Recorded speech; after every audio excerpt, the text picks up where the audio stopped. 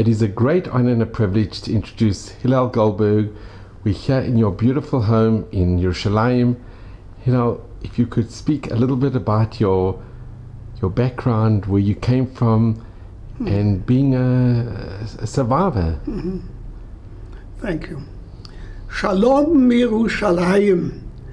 Peace from Jerusalem, Israel's capital. Someday even the capital of the world. Now, I am Herbert Hillel Goldberg. My family comes from Lodz, but my parents and I myself, lived at the beginning of the war, World War II, lived in a smaller town near Grudziądz, in German Graudenz, in Poland.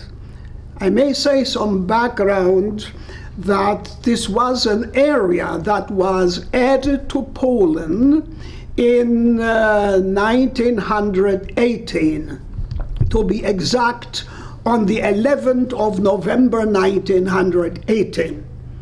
Poland was more or less non-existent for 123 years. Some may know this. In Poland was the first European constitution proclaimed that gave personal rights to farmers, farm workers, simple people, and Europe didn't like that very much.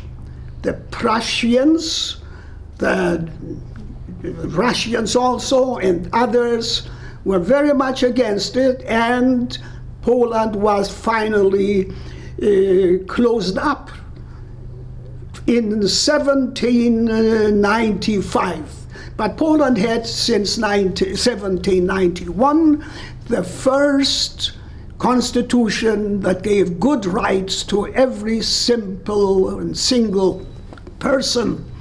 The first in Europe and the second in the world, because America had the first. Now, then in 1918, Poland was reestablished, and several cities that were old German cities were added to Poland, such as Bromberg, Bydgoszcz, Graudenz, Grudziądz, and other cities known as old German cities. So where I lived when the war started in the beginning of September 1939, where I lived were both Poles and Germans. There were German counts, there were German dukes with great properties, and they did not live when the area became Polish. They stayed there, they received citizenship, and my father, Shaul Nissan Goldberg, he was a businessman that provided these people with clothes for their suits and so on. Good friends, actually, and my parents thought nothing would happen to them. They didn't escape. So war began, and only 2 months after that, the Nazi murderous program came over our family. Now you have to remember, Auschwitz and Birkenau on the Polish property of Oświęcim didn't exist yet. So there were no large concentration camps, but the German population, leaders among them, became SS, SA, and other Nazi people, and they started murdering wherever they could. So I remember the night the 11th of November 1939, in came to our house a man in black uniform, armed, an SS man who lived in the neighbor town or village. We know him by name, but he was different now. And outside was another one, practically a neighbor, waiting. And in the near forest was the third, also someone who lived there as a German in previous Poland, digging the grave. And they had planned to kill on that night my father and myself. I was 9 years old, but I was in bed and very much afraid, shaking. So for some reason, this SS man did not take me along. But I remember how my father came over to my bed, kissed me, took out his watch from his pocket and put that on my nightstand, and he went with the SS, and a few minutes later we heard the shots. That was my mother and myself. Mother had to work, or she was forced for hur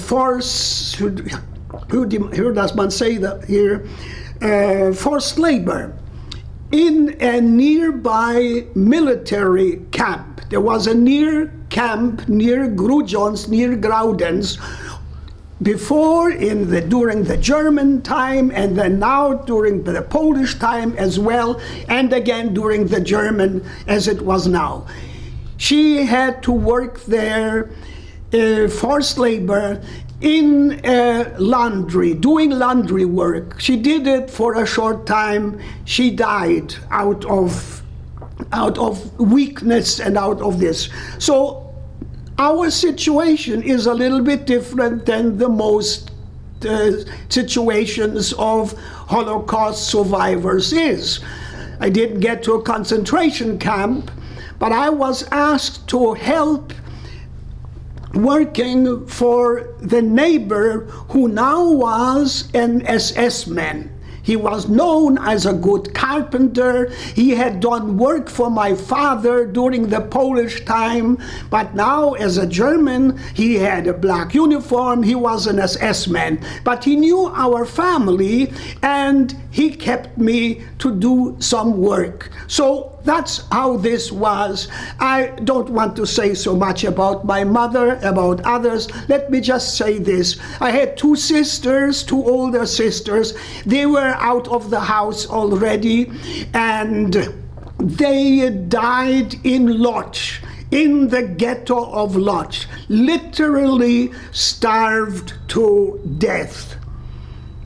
Now, let me tell you about my older brother, Joseph. He had left home shortly before that, and he was on the escape.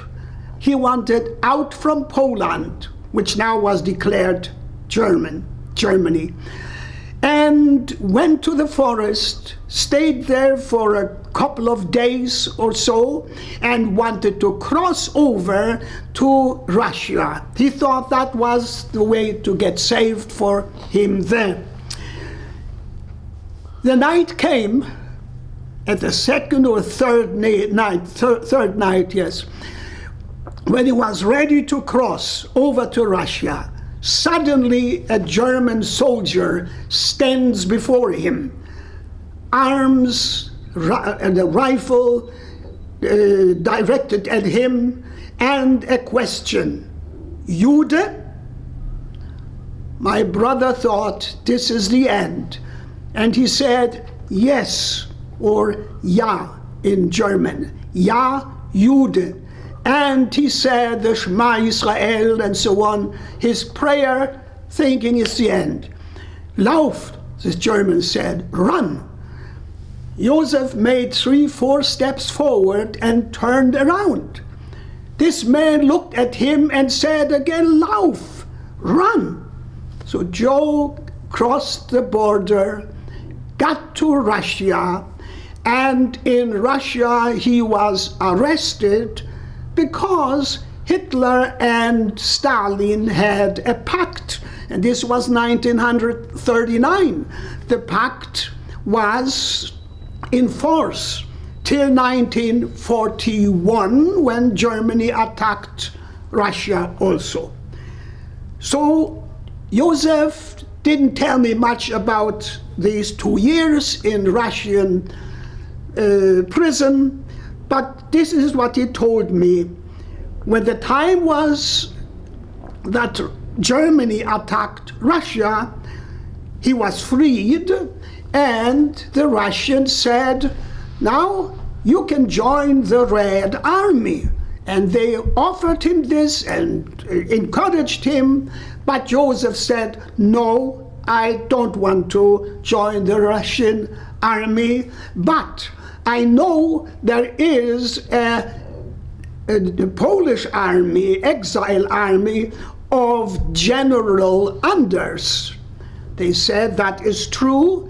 They gave him details, and he joined the Anders army out of Poland. This Anders army, as you know, freed in Italy Monte Cassino under General Anders. My brother was involved in this, and finally this Polish exile army came to the Middle East. I don't remember exactly anymore if this was Iraq or any other country near, but Joseph was suddenly in the Middle East. And from the Middle East, others, also Jews in the Polish army, visited Palestine. Palestine under British mandate. The name is wrong, we know that, because there is no Palestinia, and no Palestinian people for more than 2,500 years anymore.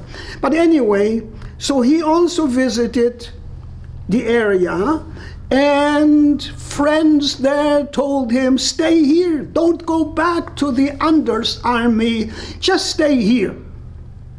Somebody even took his kepi, his skull cap, or kippah, you would say, the Polish military kippah, or yarmulke, and said, "When you go back, they'll punish you." But Joe went back to the Polish officers and said, "I would like to get a dismissal and go to Palestine, to the Jewish people, help building up the country." The officers said, "Goldberg, you are the first one that came back. Most others just stayed back in Palestine or Israel now, and you will be dismissed with honors." And he was promoted, and with good papers he came to Israel. And here he helped my brother Joe. Here he helped building up Israel and defending Israel. And here he married here, and he had 2 sons, and both his sons in the army, and their children later on in the Israeli army, all of them, they went into the medical profession or in as lawyers in legal professions. 2 of them, all till this day, are still effective or in effect like that. Now, I came from Poland at the end of the war to Germany. I was supposed to help a lady with her horses who was pregnant. Her husband was not available. He was in the war, and I was directed to go with her, with others also. We were hundreds of thousands of cars, many kilometers of cars, and I was on one of these cars to help, and that's how I came to Germany.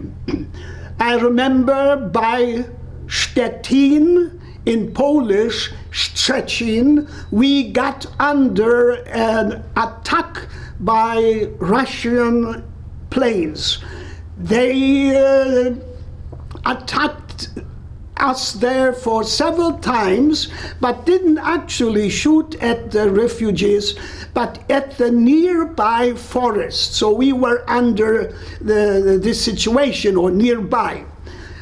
In that forest, I sat under a military truck, and bombs fell, artillery shot, and I asked one of the soldiers, what do they really want to bombard refugees? They were kilometers long, refugee carts and carts with horses.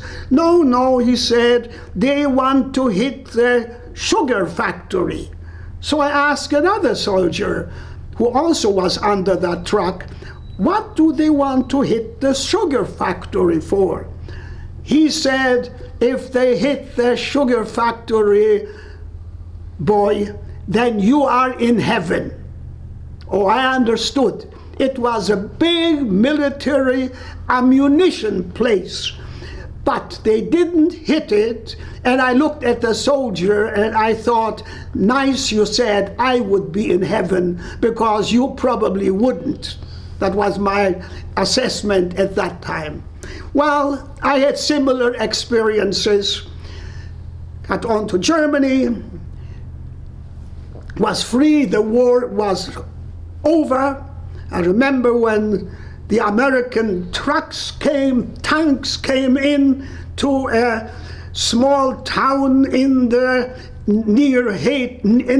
neighborhood of Lübeck and Hamburg. I stood at the roadside, and here came American panzers, tanks, one after the other. The first one completely closed with guns pointing in front direction and to the sides. The second and third was already open, and so on. I was surprised about these Americans. They seemed to be quite friendly. Soon came cars with soldiers sitting there, and they threw small chocolate packets to children, I among them. So I didn't know at that time that some years later I would be an American myself, live in America for 40 years. Now, coming back to Germany, I studied banking. It was in those days so, if you wanted to become a bank tjänsteman, I'm speaking Swedish, sorry, a bankman for international business, you studied for 3 years, you went to a school every week for a whole day, and another 5 days you worked in the bank. I did that for several years, and then finally went to a seminar for 5 weeks, and there I passed my state's exam. So I worked in banking. Back to Germany still, before I ever went to America. And in that connection, I got to Sweden. In Sweden, I learned Swedish within half a year. I spoke Swedish fluently, practically. And when I was in Sweden, I saw the affluence, clothing, food, everything, plenty. They had no war, you understand. And I had left Germany with millions of refugees. You have to remember, they had 14 million refugees from Poland, from other countries. Mostly were they Germans, but there were also others. So I talked with Swedish people and said, can't you help these people there? I remember my father always told me, when he was alive, he always told us, we must not exercise hate or revenge, but if people are bad to us, we can show them that we as Jews are good Jews, help them. So I thought maybe I should help these poor people. The Swedes said, well, we don't have anyone to organize that. I talked with them and said, I'll organize it if you want to help. And so they began collecting for refugees in northern Germany, for Hamburg, Kiel, Lübeck, and other places there, Schleswig-Holstein, for the whole area. Truckloads full of good, mostly even new clothing, food, and 6 railroad cars full with such material were brought to Germany. Please understand, I'm not telling this to brag. I never need not to brag anymore. I'm over 90 years, you understand. But this is what happened. I brought to northern Germany to help people who were my enemies, to show them what Jews can do. Here were mothers with little children, their husbands or their older children in the war, had died in the war, or were in prison camps in Russia and other places. And that's what I saw. I saw needy people, and I think it was wonderful that Hashem used a little Jew to help these people. Now, I left later on, immigrated to the United States.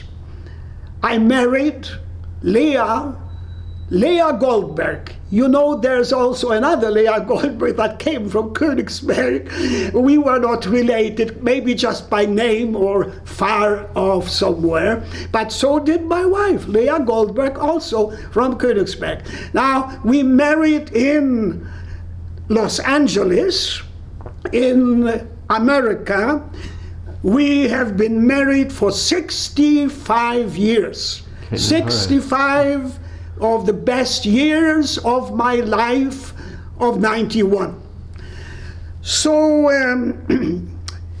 I lived there. I worked again in banking, international banking, Skokie, Illinois, very well known worldwide. I was in banking there, and one day I received a letter from Israel. I knew Israel by name and by heart, I would say, but I haven't been there personally yet by that time. I got a name from a letter from Joseph Goldberg. And here in this letter he asks, my name is Joseph Goldberg. Am I perhaps your brother?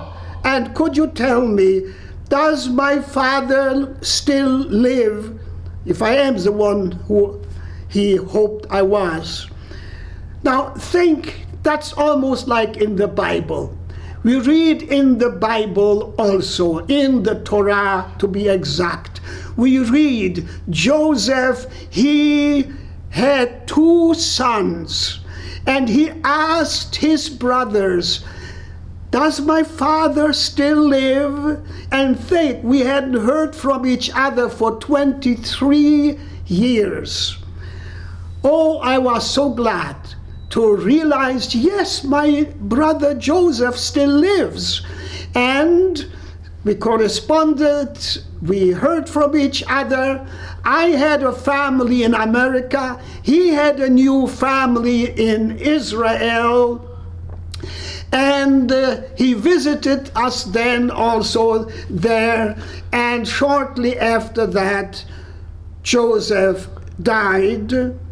I was with him when he prayed his final prayer before he closed his eyes for this world forever. And then I was there when his rabbi solemnized the funeral, and I partook in all that. So that was something about my brother Joseph also. Now we are home in Israel, Eretz Yisrael. I spoke probably too long already. Not at all. But this is the story in short words, I would still say. I speak Polish, I speak German, and I speak Swedish, and I'm learning Ivrit. I should have learned that first, but I knew enough for shul, for the synagogue, the prayers, but now I'm trying to learn more modern Ivrit. My children work with me. I must show you two pictures. Two pictures I'll show you. This is here the picture of my father. If he were alive, he would be about 130 years, little more than that. My father, who was shot, I practically heard the shots that killed him. And I, as a 9-year-old boy, was supposed to be the last one. But I want to say this with Baruch Hashem, for the glory of the God of Israel. This is my family today. Look here, 2 sons, each one his wife, and then the children, 11 grandchildren. One served in the army, the right age for that, and so on. But that's what Hashem did. Can you see this picture? That is the Goldberg family today. And I want to say something more, and I'll end with that then. I saw needs here in Israel too. Here are Holocaust survivors, many of them still in need.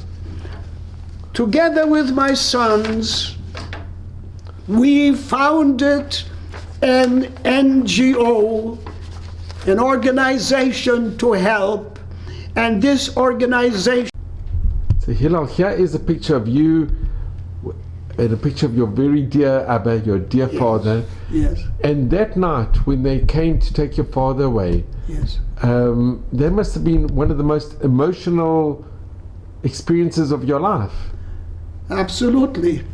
And when I think about it, even before we got into this conversation here, it was so hurtful to me that I don't know how to say it sometimes. But of course, I was in bed and trembled.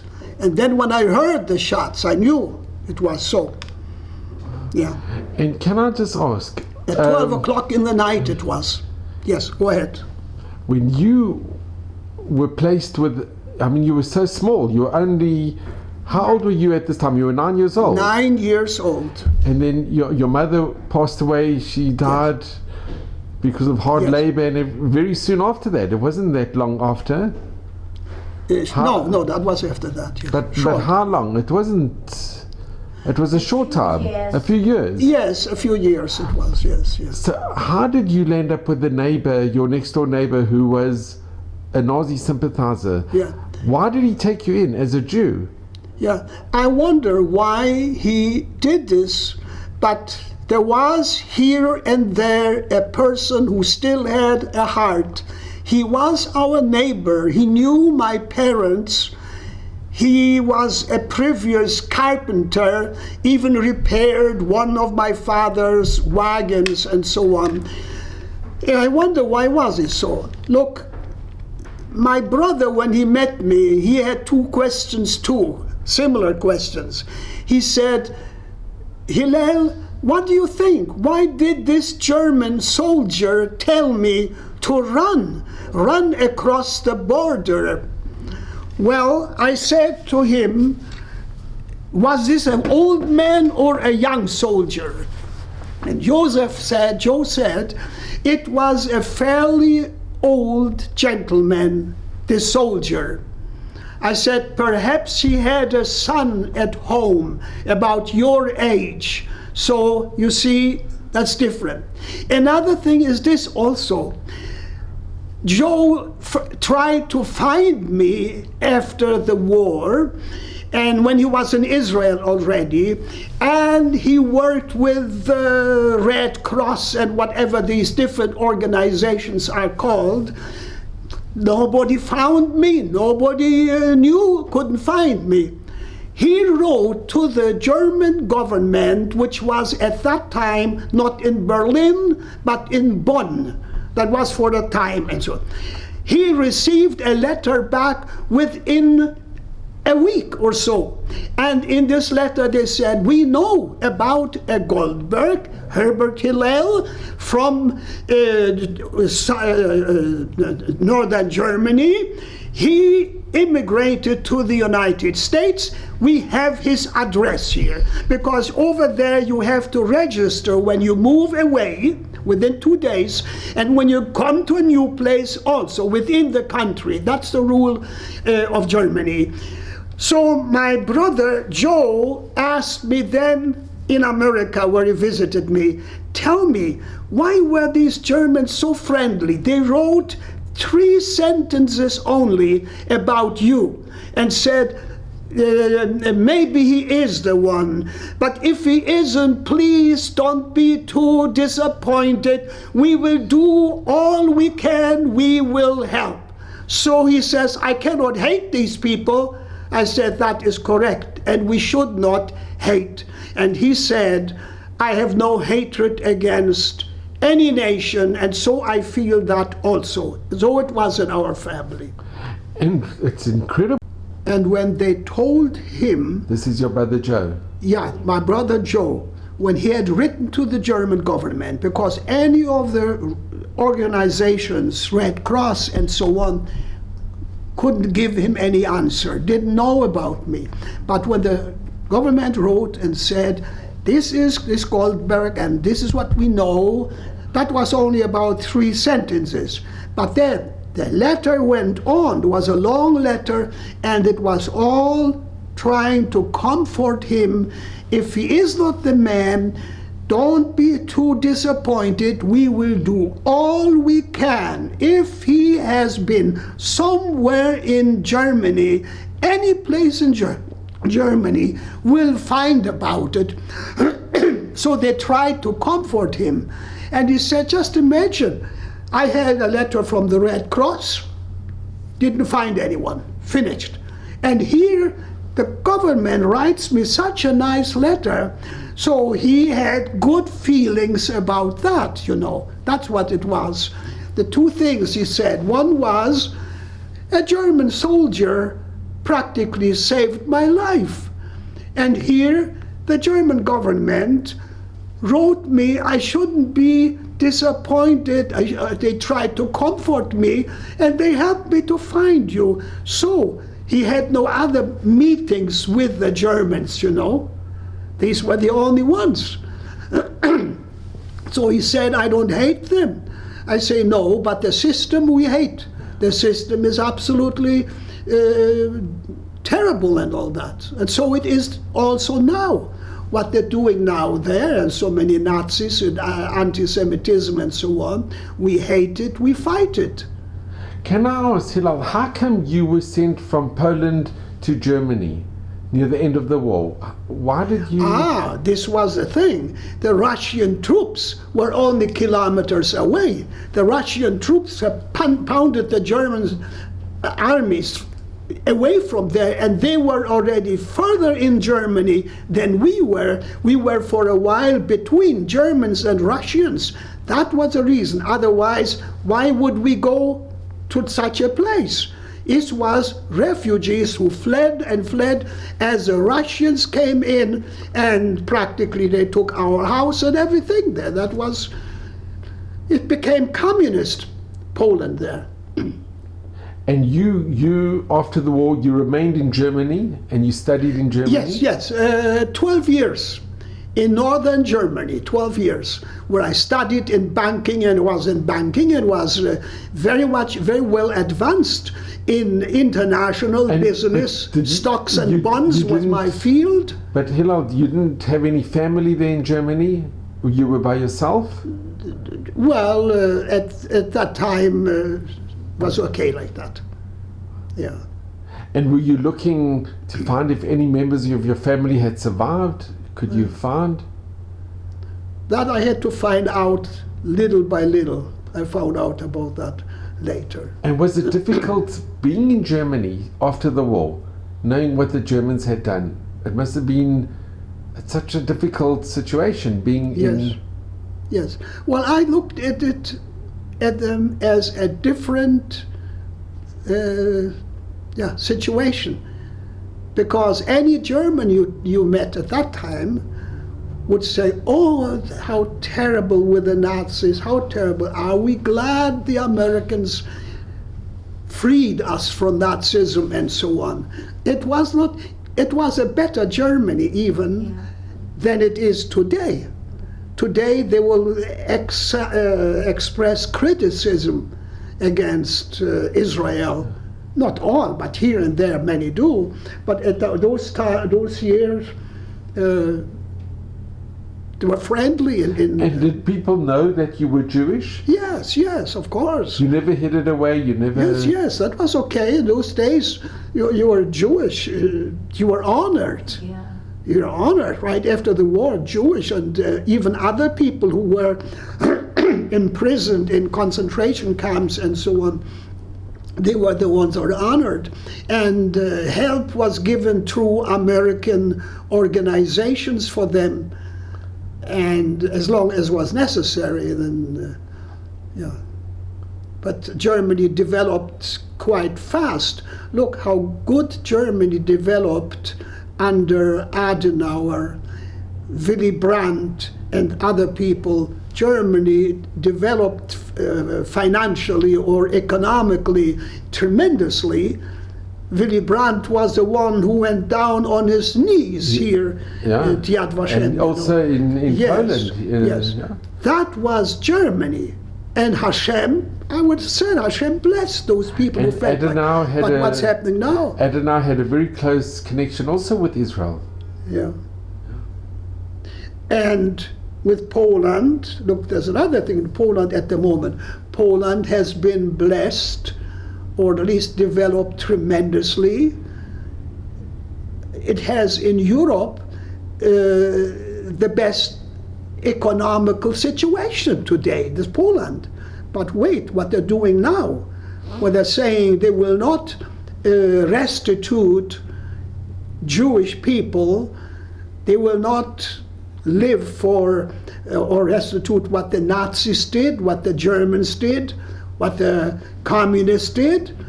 When they say that, they'll find out. Poland, in my view, will in the next few years experience a quick downfall, economically, financially, and so. Because look, they say, we don't want to restitute for the Nazis. Sounds almost good. Sounds almost justifiable and correct. But my question is, have the Nazis taken Jewish property away? Have they taken Jewish houses, Jewish real estate away? No. Have the communists, or under Russia, the communism that was spread all over Poland, have they taken away from the Jews and taken it somewhere else? No. It became government property. Even some of my own property, but I'm not working for it. I'm not fighting for it. I can live without it, and I would rather than fighting them there.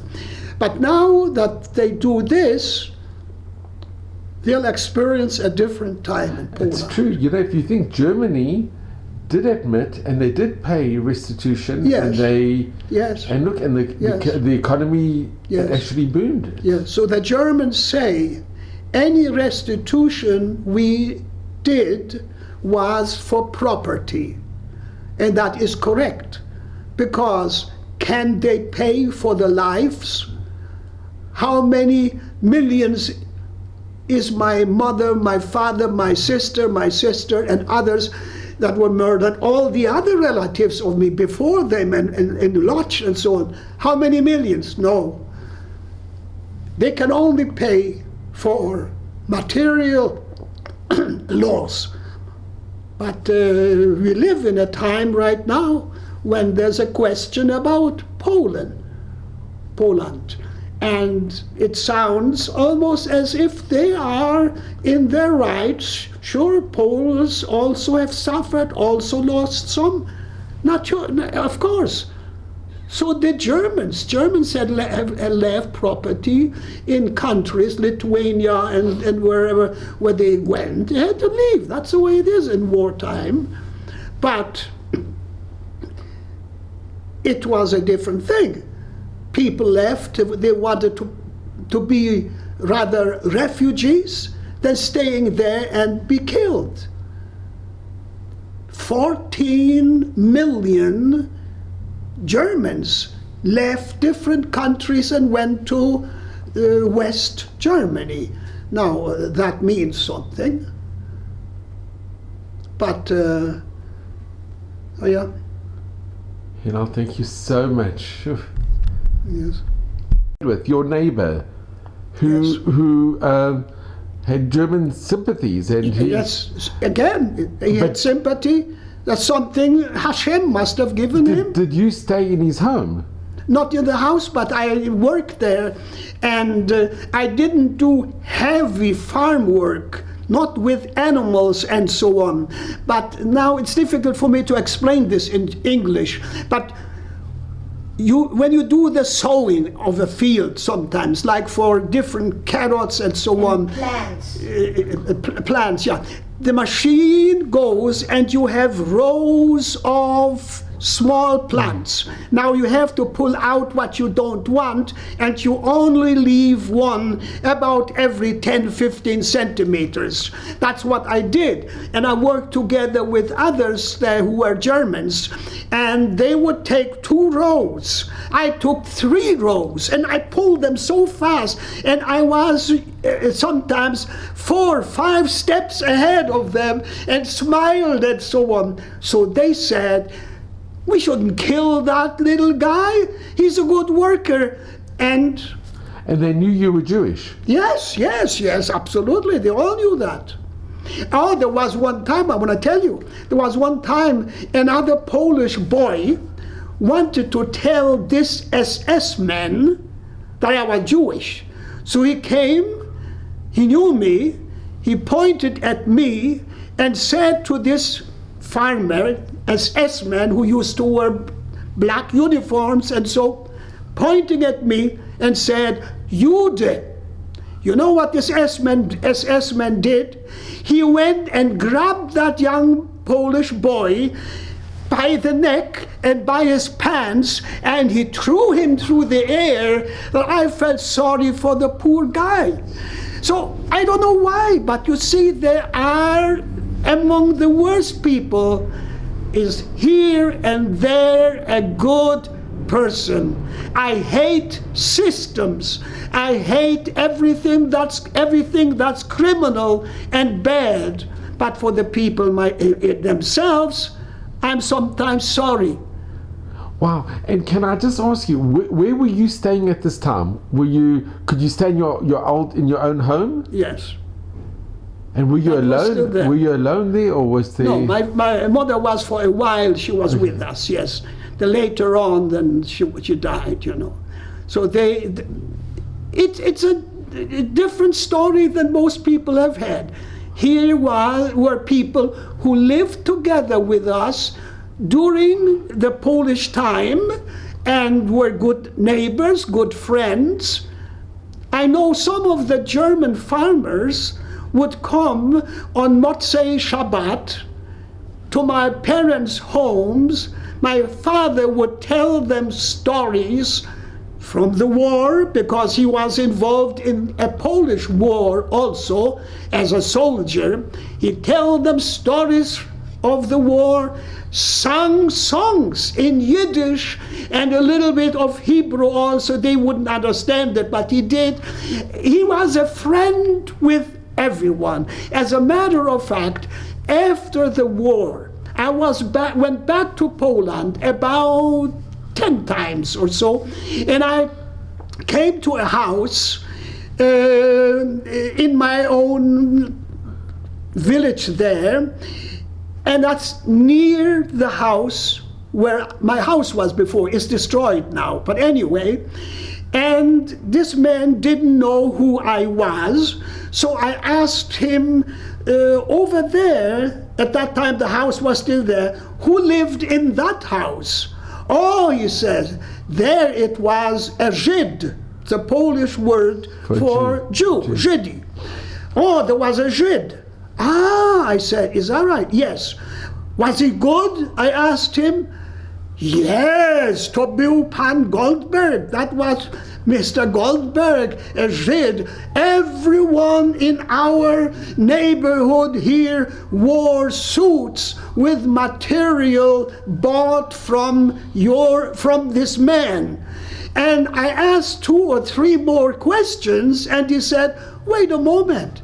He knew I was a visitor from America at that time. Wait a moment, he says. Do you knew that man? I said, that was my father. This is the life I experienced. There's so many things like that. But I want all glory to be to Hashem. Who are we? We are just little tools in his hands. There was a rabbi here in Israel, a friend of mine met him, and this rabbi said he had several children, and they had children and children, and all dead. He lost about 100 people in the Holocaust. And then he sat there and cried and cried and cried. My friend said to him, I understand, Rabbi, I understand. Please forgive me for asking about your family and so on. It is very, very painful. The rabbi said, what is very, very painful is that human beings can fall so deep and be like the Nazis were. And I'm so sorry that there are people today in Germany and other countries who still go after these Nazi theories and cherish them. How is it possible? How is it possible? Hillel, but human beings we love. Hillel, this, because I mean, it's unbelievable, the story. This neighbor that saved you in a way. Yes. What, do you remember his name at all? Yes, he had a Polish name actually. No, not quite Polish. Gemske. Polish would be Gemski, but Gemske. Robert Gemske was the name, and he was in the war later on and came home from the war and so. But I tell you what happened to those that killed my father.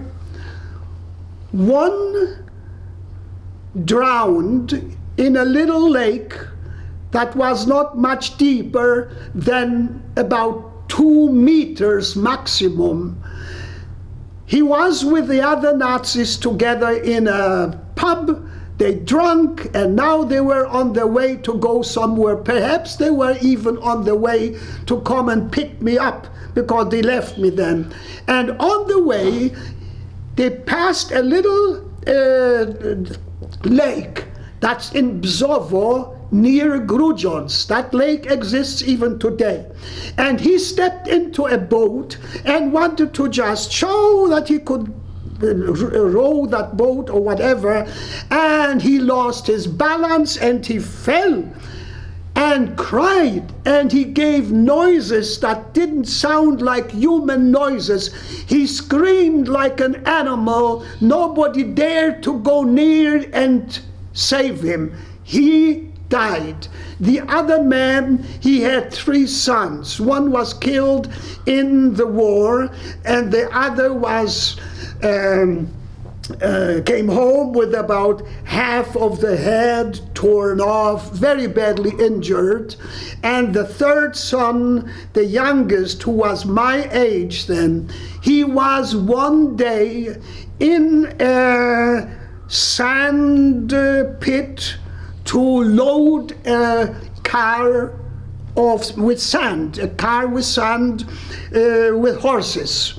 So he was there digging and loading that car. While he loaded, this sand was like a wall. It's white sand, also used for construction, and so began to roll and suddenly completely covered him, and he couldn't run away. Can you imagine that? Now the old man, whose name was Otto, I only mention his first name, but I know who he was. He was a neighbor of ours before, during the Polish time. Now somebody ran to the old man, Otto, and said, Otto, go quickly to the sand pit there. Your son had a problem. He is buried there. He couldn't jump out of the sand and go on his wagon or something. So Otto is the one who had dug the grave for my father in a sand pit also. In a sand pit. Now he came to the place to see his youngest son, the last one still alive, buried in white sand like my father Shaul Nissan Goldberg, buried by him. I believe in Hashem. I can tell you. I have many reasons to believe. It's incredible. Yeah, these things happened. So what do we do now? We're in Israel, home in God's wonderful land. It belongs to him and belongs to us. So we don't need to be afraid that anyone will take it from us, because they have to take it from God, and that's a bit difficult, no? So we're happy now. Did you remain in contact with Gemska, with the family that... No, they're all dead. No, but after the war, did you have a connection, or... Very brief. He actually saved your life. Very brief, yes. He could have been made Chasidei Matalam in a way. Yes, yes. It's a very unusual story, a very unique. Yes. But this is truly the fact. And it is different than most of the stories, because, as you see, I was not in a concentration camp. But because I was direct under the control of an SS man there, and he wanted me to be there and help. And you know, the men were all drafted into the army. The army needed them in Russia and elsewhere. Were you nervous that somebody was going to inform on you, or that they would come and collect you and take you to the ghetto? Did you live under this fear? I was afraid every day. I was afraid day and night. But I was also glad to know that such a person will protect me. So I'm against Nazism. I'm against all this.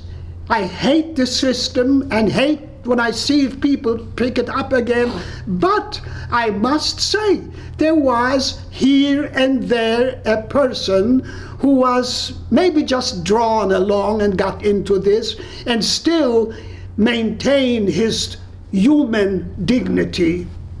And your extended family, how did you know about your sisters? I know it's very difficult to ask you. Yeah. But you learned later on? They wrote, and I was, after the war, in Poland several times, and I know they are buried in Lodz right now. They're buried there together with others. Yeah. And your other extended family, uncles and aunts, were they also killed during the Shoah? They were all killed. The whole family? They're all killed. It was just you. It was just you and your brother that survived. So it is. And when your brother came to see you and you saw each other for the first time, yes, that must have been one of the most moving and emotional experiences. Absolutely. For me, it was a fulfillment of, or as a repetition of what happened in the Torah. Joseph wrote, and Joseph had 2 children, 2 sons, and so had my brother Joseph also 2 sons. And Joseph said, I am your brother. He could tell it for sure. But my Joseph, he said, am I maybe your brother? Does my father still live? All this, it's a repetition. And also the years that we were away from each other. The Bible, and that's not my story only, I believe many, many others had similar stories where they would say, it happened in those days of the Torah, and it happens still today. And so it'll be forever with us. We can be sure.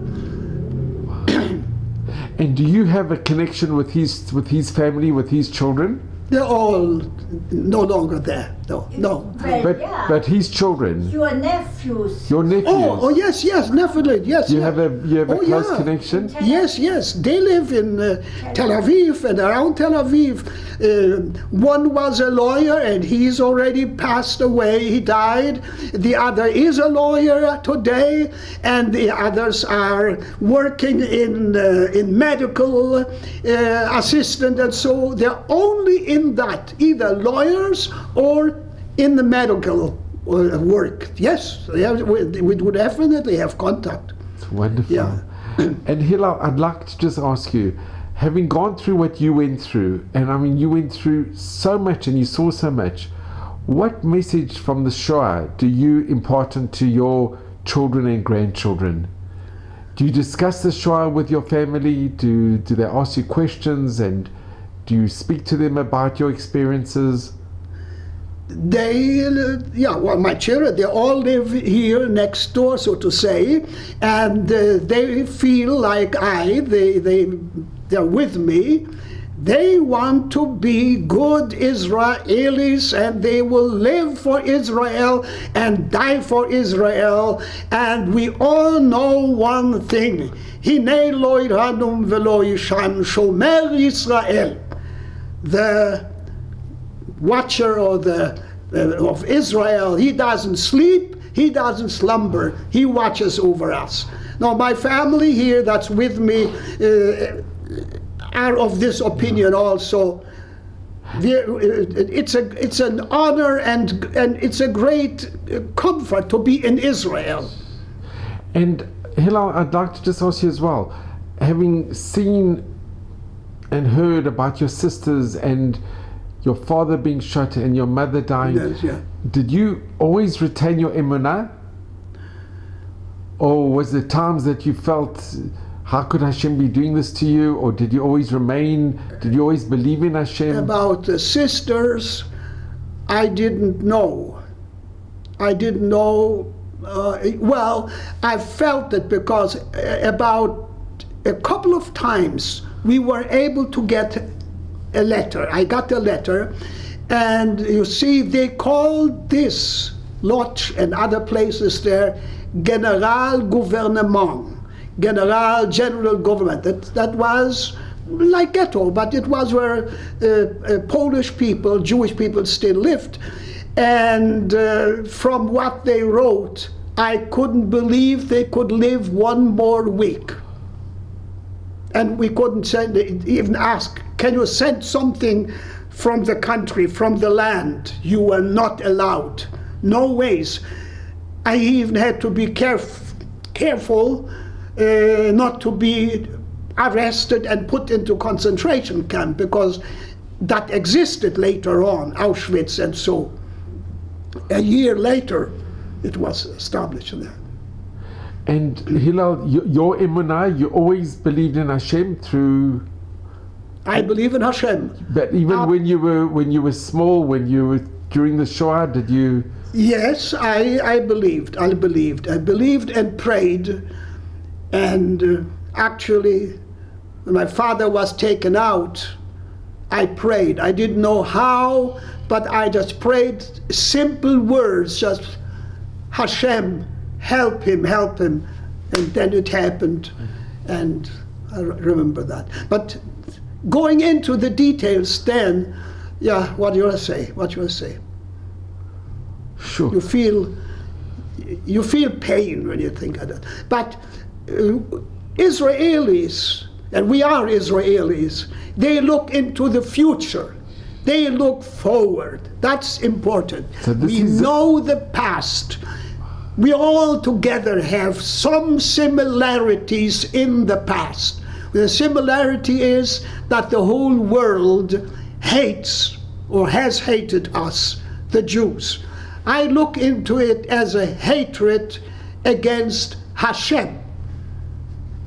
They cannot do anything against him, so they take their revenge, or what should I say, against his people, his property. We are his property, and he watches over us. But look, Hashem watched over you, and he put you with the Chasidei Matalam, somebody who was a righteous Gentile, somebody who, it's a miracle. It's really a miracle. It is. My whole life was a miracle. My whole life was a miracle. And now, at the age of 91, that I will be soon, I just want to be in his hands and be a good Jew. That's what God Hashem made out of us. So Yes. Hillel, I just want to thank you. I really Thank do. You. From the bottom of my heart, your Hashem story bless you. is absolutely unbelievable. It's unique. Thank you. And you are just amazing that you are so positive. You exude such positivity. I mean, you really went through a Gehenna, a hell, and That's true. but you look at the positive, and it's just been such a schut, such an honor and a privilege to be with you. And you should just have mazal and bracha at Mevestream, you and your dear wife, and all of Hashem's blessings. And really, I just want to thank you, and you must just go from strength to strength. Yeah. Because you really are an example we can all emulate. We can strive to emulate. Thank you so much. It's been such a tremendous honor to be with you. It is Hashem who has kept us, and any honor that's given to me, I give to him. Because it was only through the observed through that he watched over us. That's what it is. He never gives up on us. Thank you so much. You said something very special. Anybody who went through the Holocaust, through the Shoah, experienced miracles. Yes, if he's still alive, miracle. Absolutely.